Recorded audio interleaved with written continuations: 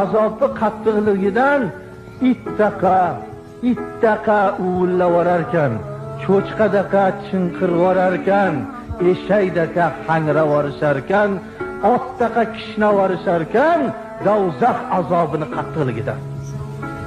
Badanga eritilingan qo'rg'oshin quyilganda, haromga qaralgan ko'zlarga mil toltirganda, to'ng'izdaqa chinqir qiladi. Otdaqa kishnavoradi badavlari tikonlar bilan kesilganda, qon irimlar ichkazilganda, eshakdek hangravoradi inson bu azobdan. Shuning uchun bu haq, bu do'zax. Bilib g'iybat qiling, bilib aroq, bilib harom narsalarni qiling. Bu narsalarni esdan chiqarmang. Do'zaxda dahshatlik azob bor, nihoyatda dahshatlik azob bor. Hazar qiling. Gunoh qilishlikdan tavba qiling.